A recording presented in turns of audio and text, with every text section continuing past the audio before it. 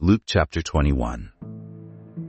Jesus looked up and saw the rich putting their gifts into the offering box, and he saw a poor widow put in 2 small copper coins. And he said, "Truly I tell you, this poor widow has put in more than all of them. For they all contributed out of their abundance, but she out of her poverty put in all she had to live on." And while some were speaking of the temple, how it was adorned with noble stones and offerings, he said, "As for these things that you see, the days will come when there will not be left here one stone upon another that will not be thrown down." And they asked him, "Teacher, when will these things be? And what will be the sign when these things are about to take place?" And he said, "See that you are not led astray. For many will come in my name, saying, 'I am he,' and 'the time is at hand.' Do not go after them. And when you hear of wars and tumults, do not be terrified, for these things must first take place, but the end will not be at once." Then he said to them, "Nation will rise against nation, and kingdom against kingdom. There will be great earthquakes, and in various places famines and pestilences. And there will be terrors and great signs from heaven. But before all this, they will lay their hands on you and persecute you, delivering you up to the synagogues and prisons, and you will be brought before kings and governors for my name's sake. This will be your opportunity to bear witness. Settle it therefore in your minds not to meditate beforehand how to answer, for I will give you a mouth and wisdom, which none of your adversaries will be able to withstand or contradict.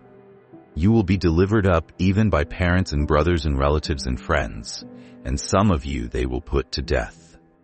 You will be hated by all for my name's sake. But not a hair of your head will perish. By your endurance you will gain your lives. But when you see Jerusalem surrounded by armies, then know that its desolation has come near. Then let those who are in Judea flee to the mountains, and let those who are inside the city depart. And let not those who are out in the country enter it. For these are days of vengeance, to fulfill all that is written. Alas for women who are pregnant, and for those who are nursing infants in those days. For there will be great distress upon the earth and wrath against this people. They will fall by the edge of the sword and be led captive among all nations. And Jerusalem will be trampled underfoot by the Gentiles, until the times of the Gentiles are fulfilled. And there will be signs in sun and moon and stars, and on the earth distress of nations in perplexity, because of the roaring of the sea and the waves. People fainting with fear and with foreboding of what is coming on the world. For the powers of the heavens will be shaken, and then they will see the Son of Man coming in a cloud with power and great glory. Now when these things begin to take place, straighten up and raise your heads, because your redemption is drawing near." And he told them a parable. "Look at the fig tree and all the trees. As soon as they come out in leaf, you see for yourselves and know that the summer is already near. So also, when you see these things taking place, you know that the kingdom of God is near. Truly I say to you, this generation will not pass away until all has taken place. Heaven and earth will pass away, but my words will not pass away. But watch yourselves, lest your hearts be weighed down with dissipation and drunkenness and cares of this life, and that day come upon you suddenly like a trap.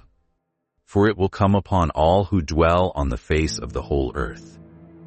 But stay awake at all times, praying that you may have strength to escape all these things that are going to take place, and to stand before the Son of Man." And every day he was teaching in the temple, but at night he went out and lodged on the mount called Olivet. And early in the morning all the people came to him in the temple to hear him.